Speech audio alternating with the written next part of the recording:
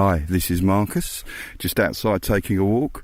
Just to let you know, if you head over to modernartisrubbish.com, you can see the images of the works that we discuss in this show. Modern art is rubbish. Isms. Juxtapose. Didactic. Modern art is rubbish. Modern art is rubbish podcast. Okay, welcome to episode number 30-something. Of Modern Art is Rubbish. And so that's my line. Of Modern Art is Rubbish, Tom. That's my line. Okay, well, let me do the... Welcome to episode number 30-something. Yeah, so, Tom... On Friday, it's Sunday today when we're recording this. On Friday, we went to 2 shows, didn't we? Yeah. Went to the MA show at Brighton Uni, and then to Kelly Miller Gallery. Yeah. Kelly Miller Gallery. I can't say it. Red lolly, yellow lolly, Kelly Miller Gallery. Kelly Miller Gallery. Yeah. Kelly Miller Gallery. Yeah, it's not actually that difficult to say, but I just managed to No, it's quite difficult. Yeah. Kelly Miller Gallery. Yeah, it's a really good gallery in Brighton, actually. Yes, so we went to 2 shows. I think we should mention the first one we went to, which is at the Kelly Miller Gallery. And Kelly Miller was there, so we met her, and she's a lovely host, wasn't she? Yeah, yes, really good. And the exhibition was about London to Brighton. It's just really interesting because they had photos that were what I would call composites. So basically, at first you think they look like paintings, and then you realise it's kind of like photos put on top of other photos, and it's pictures of street scenes. So the photos create an effect of almost, I suppose, a bit like when you look through a window and you see the reflections. Yeah, or like when you're out on the town and you've already had quite a few. Yeah. And there's the street lights. You're in the city and everything's slightly hazy. Yeah, I can't remember. It's been so long since I drank. Yeah, I can't remember either.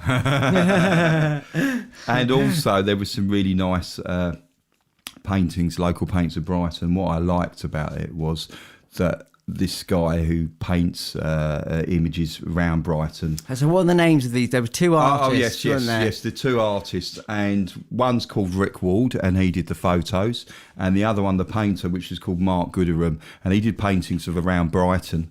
And what's really interesting as well is that there's quite a lot of graffiti, so he includes all the graffiti in his paintings as well. So it's quite a modern kind of sort of snapshot of what Brighton looks like painted.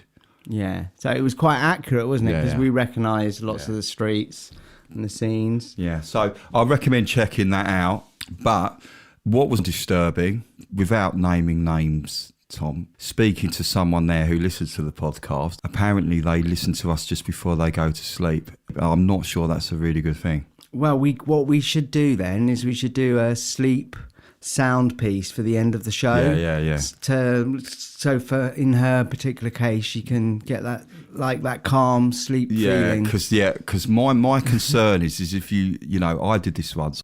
I was watching a horror film just before I went to bed. Now, the thing is, I thought, well, this is a bit too horrific. So what I did was I just stopped watching it.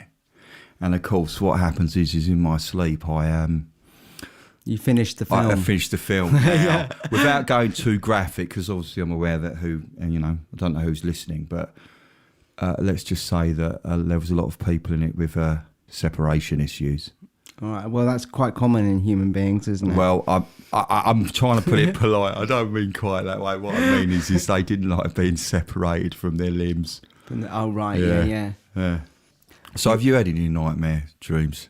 Nightmare dreams? Not for a while. Have you ever gone to bed watching something and wished you hadn't? No.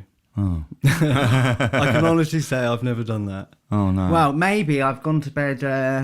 I've stayed up late to watch something and been tired the next day and then wished I hadn't watched it. Oh, but it didn't invade my well-being. Your sleeping life. My sleep vibe. Oh.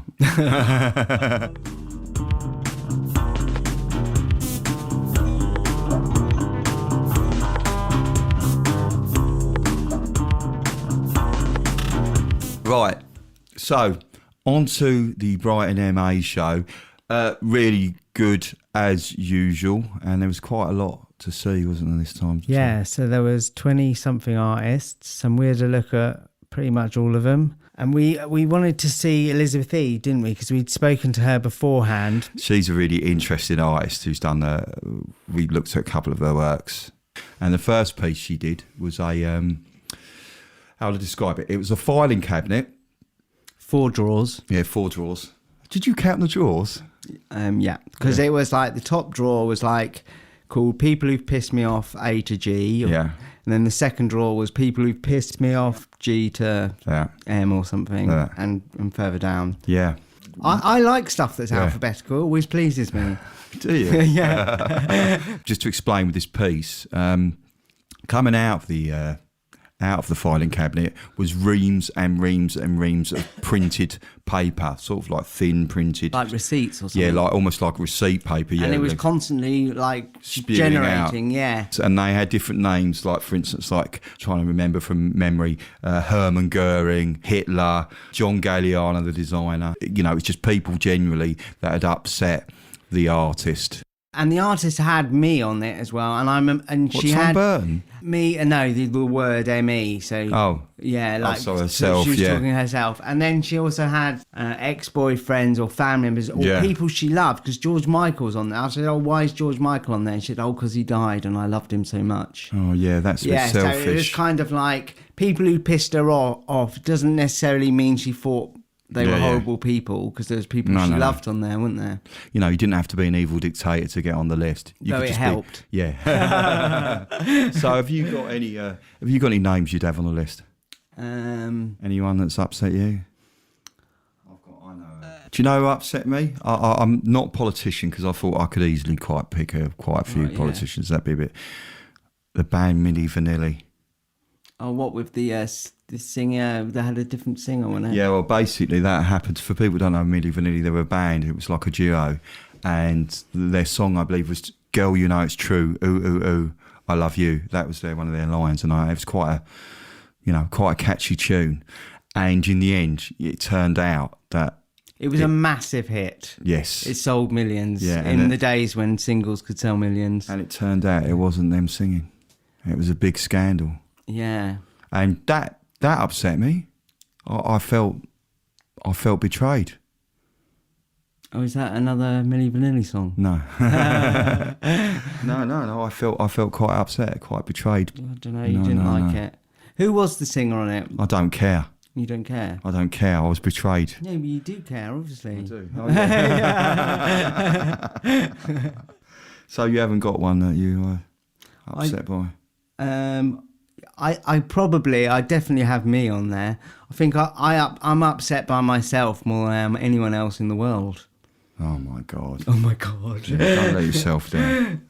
Yeah. Is that a bad thing to say? No, it's not. You can piss yourself off if you want. Yeah. Tom, you are really irritating me now. What, but I haven't done anything. Look, this is not good enough, Tom. You're going to have to try a lot harder. Oh, no. And other Elizabeth E pieces I want to talk about. One, right, to describe it, it's several sort of small sort of figurines. 7. There were 7. Seven. It was called G7, wasn't it? No, it's called Alpha to Omega, was the name of the piece. Yeah, so seven figurines. I would describe them as figurines almost. But what were they made of? They look like they're made of clay, or They were like 3D printed. 3D printed figures. Yeah, really interesting. And they're atop sort of long wooden posts, and the posts are placed in a sort of like a mound of earth. There's a wonderful sort of round shadow with the figures sort of reflected in it. They were all looking, so they're all on their like high perches, and they're all looking down. Yeah, it was kind of political, wasn't it? I thought it had almost like a spiritual aspect to it. Oh right, yeah. But also, I thought that they all had my haircut, which was quite interesting. Do you think those guys looked a bit like me? I remember you saying, it didn't occur to me at first. They like looked to me like sort of just blokes. Yeah, blokes, like, you know, sort of tribal leaders from the history of men. From the history of men. Yeah, from the history of men. Yeah, they're all men, weren't they? Yeah, they It were. was just like, yeah. It wasn't like they were, because current presidents, prime ministers, Yeah. obviously there's exceptions all the way around, but they're not like slim. All these men were slim, so it made them look like they were from olden times. Yeah, funny now. Before fat people existed Yeah, so it's much. funny, isn't it, now? Because what people consider in good shape now is actually slightly overweight. Even over the word overweight is kind of it's coming from somewhere already. Yeah. What do you It's mean almost, it's coming from? well, it's like saying Come from there's the a waist. correct weight to be. No. Well, there is. Yeah, well, it depends who's setting this correct weight. Is it correct weight by Instagram or correct weight by yeah. the medical profession? Well, By capitalism in general? I don't know. That's a lot of a criteria going on there. Yeah, well, they're all linked together, aren't they? But the funny thing is I think for artists, this is the thing I noticed is I don't know if you noticed, but there's a lot of artists that pose in front of their paintings. And I saw one guy and he's out there with his shirt off, his six pack, standing next to his hyper realist, actually really well painted picture, but he's almost looks like a fashion model, and it's almost like. I wish I had a body like that. There was a scandal actually about an artist. Apparently, they were saying that because she has the same palette in front of every photograph. That was a scandal on the internet, apparently. She has the same palette. With all the same paints, exactly the same in front of every picture, and she's posing. Oh, right, and they're yeah, saying yeah. she can't have been painting that picture because it's a different. Oh, right, yeah, it's a posed But picture, she, yeah. Yeah, but it wasn't. She had a posing palette. And she had a special posing palette. Yeah, because she's all Yeah. made up and she all looks really cool, and she wouldn't, there's no way you'd paint like that in there, the way she looked. Hello, art supplies. How can I help you? Yes, I'm after a posing palette, please. What do you want a posing palette for? And what colours do you want on your posing palette? Well, I've got to pose next to this painting, and I want all the viewers to see that I bloody painted it myself. So I need the colours to match exactly the painting. What is this painting you're talking about? Is it one of your finest works, sir? No, it's Van Gogh's Sunflowers. Yes. Coming up, sir. On to the next artist, which I would like to talk about, is a guy called Matt Redman. I like this. It's very bright in his piece. Now, so we went in there. We didn't know Matt Redman when we No. went in there, but you were straight away taken by this particular bit of work. Yes. Yeah, I was. I really liked it. I mean, to describe it, right, and again, as we always recommend, go to the website first so you can see it. But what it is like a sort of there's noises of like games, sort of like computer games, Slot machines. slot machines, Yeah. and there's a sort of like a big barrel sculpture, and it's got colours on it, sort of like the red, blue, and yellow, sort of, and orange, and then you've got like a next to it, you've got a bar stool, and on the bar stool, there's a sort of like a cocktail made from resin. And the colours are actually the same as a train ticket, which is quite strange. And then also there's this wine bottle that's sort of like almost tipping over and then tipping back. So it's a kind of moving part.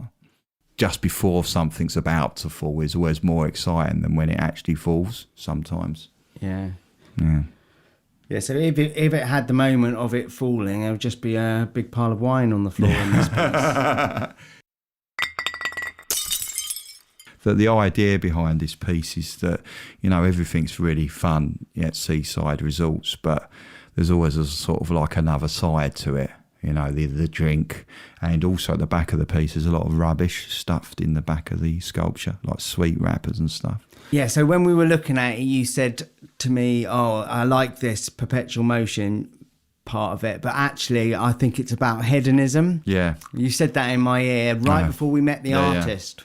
Yeah. And then he said to us, oh, it's about Brighton. I Yeah. wanted to make something about Brighton. Yeah. The work is actually called Dopamine Funland. Oh, right, yeah. So it is. So you were quite on the mark with that. Yeah. I think Brighton is a bit of a dopamine fun land, though. Yeah, no, it is. It's got a reputation for that, hasn't it? Yeah, there's a lot of hedonism, but I have to say he's got it right with the rubbish, isn't it? When people go out at night and you see the amount of rubbish that's on the streets and stuff. Absolutely, yeah. It's quite depressing.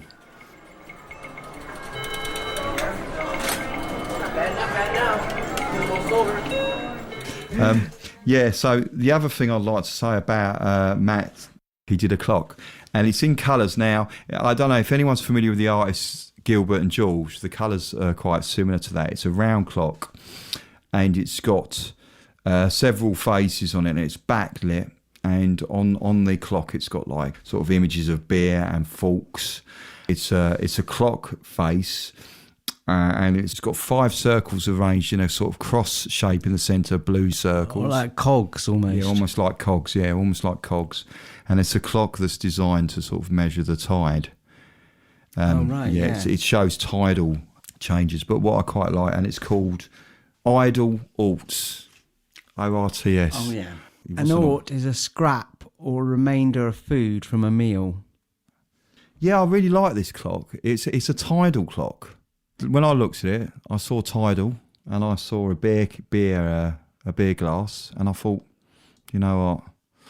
I thought about people that try to sort of like jumped in the. Particularly if you're one of the Buckley family. Who's the Buckley? Oh, Jeff Buckley. Oh, Jeff Buckley. Yeah. Well, did he drown in the musician? Yeah. He did. So you don't know the story of Jeff Buckley? Yeah, I do. I know it vaguely. roughly. Tell him what He happened. wasn't he drunk and he went in the sea and no one saw him again? Yeah, but he didn't jump off Brighton Pier, did he? Because there was that poor guy jumped off Brighton Pier because he was celebrating the rugby win. When he died? Yeah. Blimey. Speaking of falling off the pier, did you see they had like a forklift fell off the pier and went in the water? No one died, but a forklift fell off the pier. I don't know how they got that. How do you get a forklift out of the water? That's quite a big job. With another forklift. Yeah. An underwater forklift. Like an octolift or something. Well, there must be like vessels that lift stuff on and off boats. And then what happens if that vessel gets stuck? What do they get? An even bigger vessel. Yeah. I guess eventually you'd need just a big crane on the moon, wouldn't you?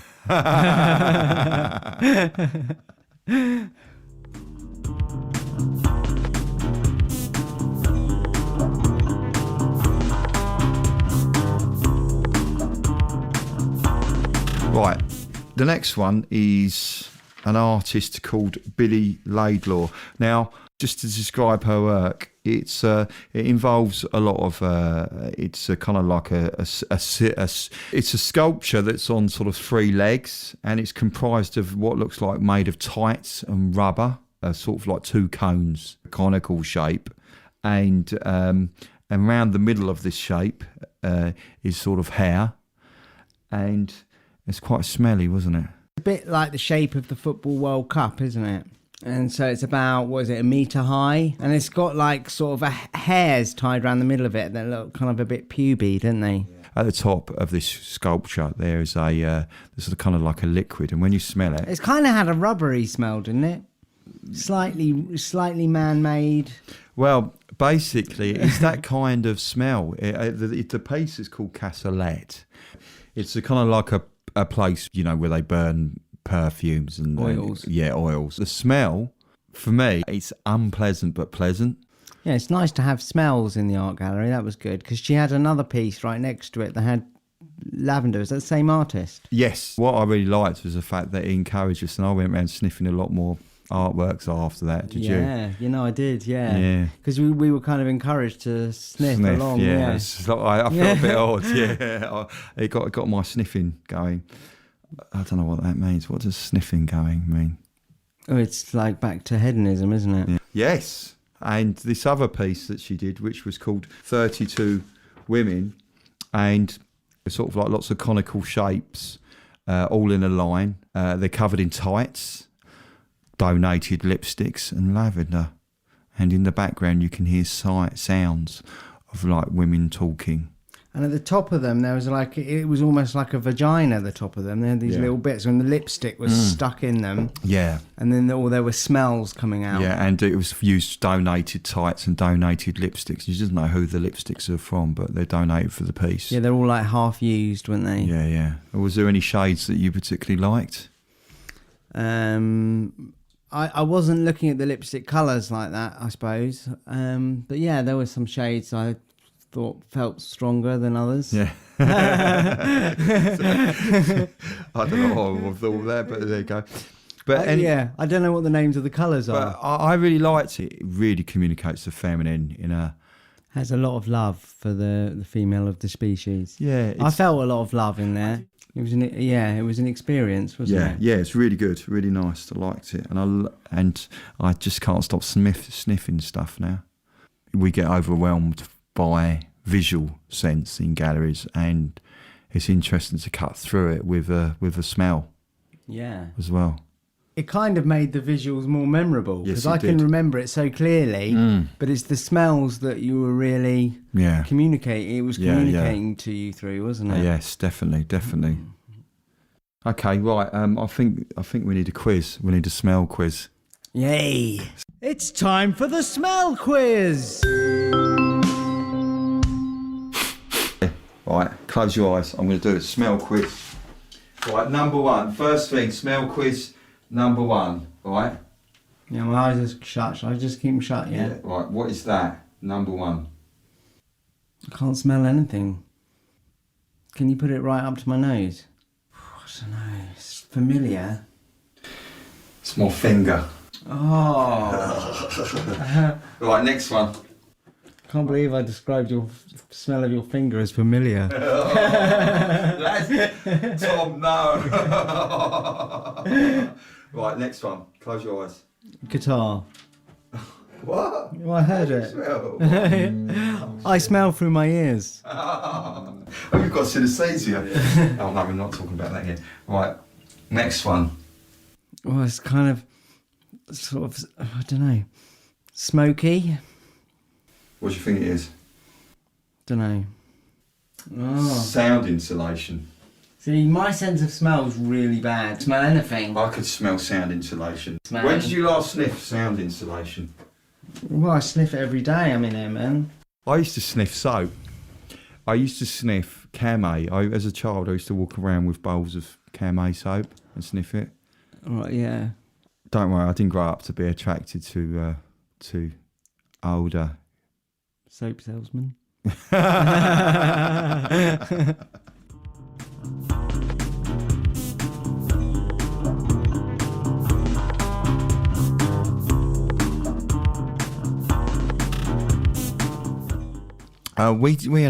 had a selfie taken in a room. Have you got Part the of image stuff. of it? Was it on your phone? Is it? Yeah. No, I haven't got the images here, but just to describe it, as you walk. The selfie I'm interested in, not the art selfie. piece. Oh yeah, forget about the artwork. Yeah. So when you walk into it, you see two sort of like circles of light on the wall, and also you see a long sort of thin table with lots of writing on it, sort of like, but you can't decipher what it means, but it looks like script or sort of writing, but they're marks. Yeah. That was a good thing. And it creates cast shadows. Quite a cool light in there. Yeah. It's by an artist called Mike Barrett, and it's called Embedded in Time, A Little World Looks Up. Another Barrett's. There were two Barrett's on the course. Yes, there was. There was. There was, yeah. Double Barrett. Double Barrett, yeah. So, yes, this Mike Barrett piece is based on the idea of what happens if cells could look out into the world. If cells? Cells, yeah.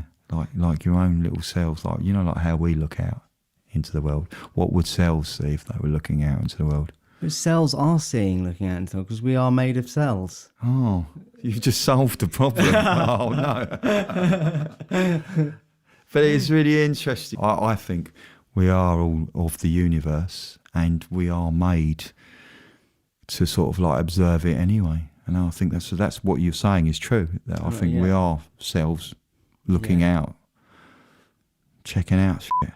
Yeah, it's like if you had to differentiate between what all parts of your body saw in any given any given view, it just wouldn't make any sense, would it? No. Yeah. Oh, yeah. Yeah, like the cells have eyes. Yeah, does your insides have a different view of the world to your head? It seems unlikely to me. It's all like we're all like, I don't know, we're all just living matter, aren't we? I like that, but it does make you think. It makes you think about the big picture, and it also makes you take a good picture. All right, yeah. The big picture was across the middle of the room, wasn't it? Yeah. So there's bits like the marks of Paul Clay, really sort of painting you gesturally kind of works. But anyway, I'm interested to see what it comes up with in the future, because he's only in the first year of it, so it'd be good.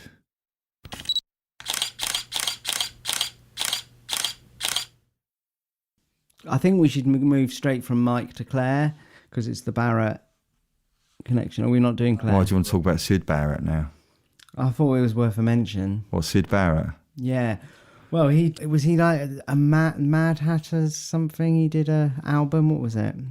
Was it called the Mad Hatter? Madcap Laughs. Madcap Laughs. Yeah. Yeah. Sid Barrett from Pink Floyd. I was shocked to have found out that he got the sack. I thought he left. He didn't get sacked. He got locked in a cupboard, and they went off on tour without him because he was. He got locked in a cupboard. He suffered psychosis. Yeah.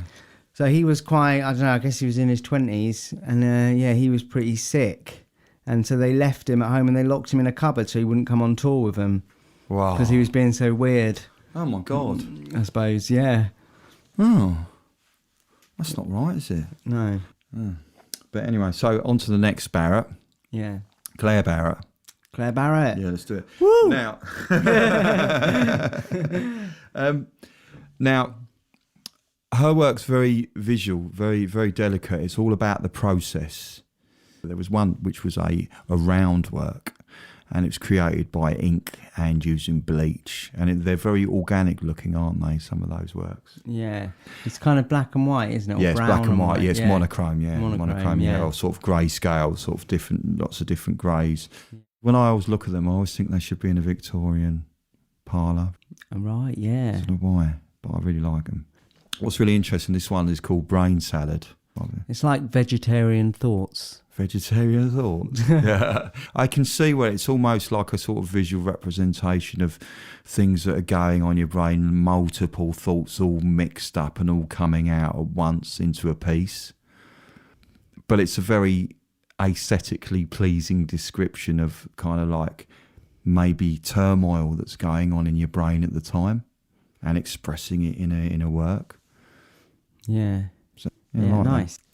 And what makes Claire quite interesting is her work it's really honest, and when you discuss the work, it makes you open up as a person as well. So she's done 2 other pieces in graphite, and just to describe disassociation is it can be like you won't associate with a part of your body, so it could be that you suddenly feel like your arm isn't part of you, and it's like a response to trauma of some sort. Response to trauma. To describe it, I've actually had it myself, and I've had an incident happen to me twice in my life, and one time I got so stressed out by a situation that it was almost like I was inside myself looking out. So if you imagine going inside like a box that you go to look at birds. Interesting enough, these 2 pieces here are about being disassociated from your body parts, So one's called Fragile State of Mind and the other one's called Skin Deep. Now, what she's tried to do as an artist, and what I think she achieves, is she's tried to express what that feels like, what it feels like to feel disconnected from your burping. You were disconnected from your. That was. It was a hiccup. I like the fact that you had an involuntary body movement there in response. Oh right, yeah. Yeah. Did you feel disconnected from your larynx? Well, no, it's not your larynx. What causes your hiccups? I don't know, it was this fruit creation squash drink that I'm having. Oh, no. You've been mixing podcast and sugar-free fruit drinks. Yeah. Yeah. No added. You've been mixing podcasts and no added sugar fruit drinks. I told you about that, Tom. Yeah, it's called diabetic art. Diabetic performance art. Yeah. I call this piece Hiccup. When you look at these pieces, what she's done, expressing this feeling of disassociation and this sort of like twisting and turning sort of abstract shapes. Yeah, they're quite light. I found them quite psychedelic because I was seeing this. I've got two images here. The one on the left here was like an elephant or a rabbit or a creature, and then it was, even though it's not actually that, it has a sort of, like sort of a magic eye thing where you see the image appear. Yeah, and the one on the right there was like a woman lying down. It is. I mean, when you look at it, it's like, the Rorschach test, which is a psychological test where people look at shapes and then they see, and they could, and the psychologists will look at them and see what people read into them. And again, I mean, I was looking at one of them, and I was saying like sort of distressed heads in it. I actually would have them on my wall because they're actually not, although we haven't described that kind of thing, that they, as I say, what I find clever is the fact that something that can be quite unpleasant can be described in quite a beautiful way. They look beautiful. They're very peaceful looking as well. Yeah. So it's about disassociation, which is a response to mental trauma. Yeah. So it's like, so it's quite an upsetting thing, but it's just made this beautiful art. Yeah. Yeah, that looks so pleasing and peaceful, doesn't it?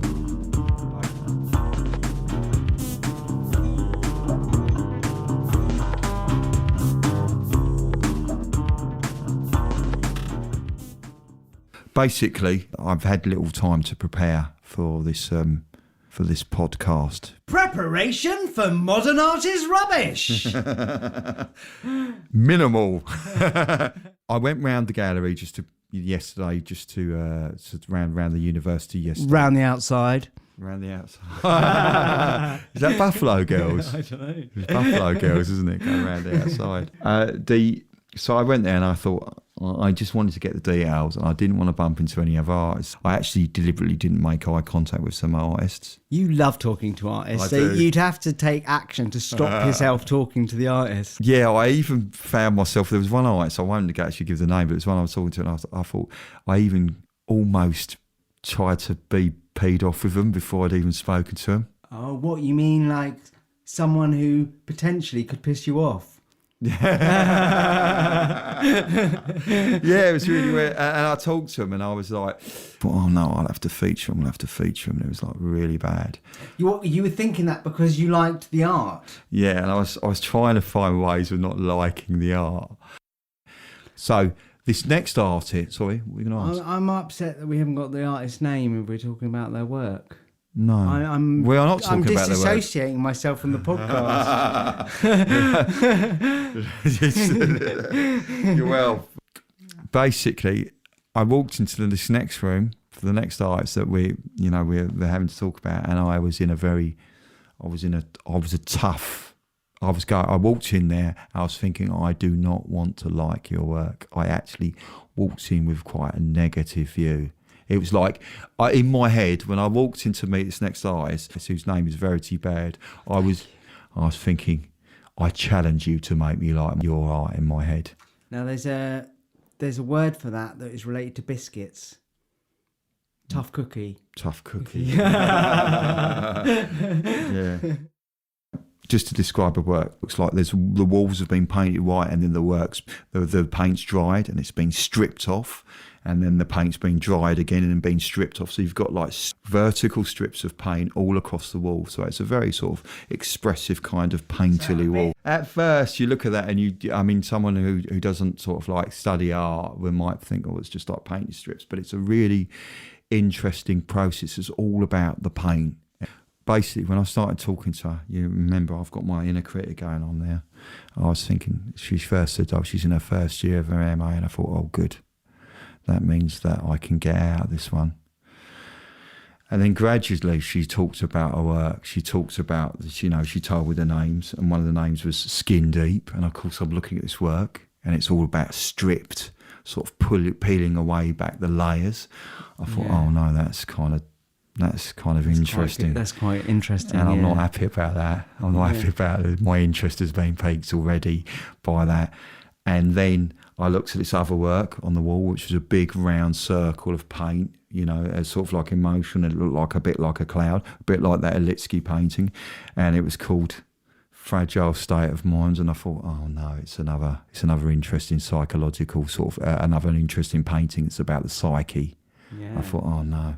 Your tough cookie's gone. Suddenly you've gone custard cream. Yeah, so I thought, oh no. And then I looked on the floor. There was bits of paint, sort of like the way you stack a house of cards. And then when I spoke to the artist, she explained that, that as she was someone who feels sometimes the need to control her external environment. So this is almost like, that art is almost like challenging it. The fact that it's kind of like stripping paint, it's disorderly. And I thought, oh no. Do you know what my first thought was? I thought, this is too good not to be included. Great. Oh, well done, Verity Baird. That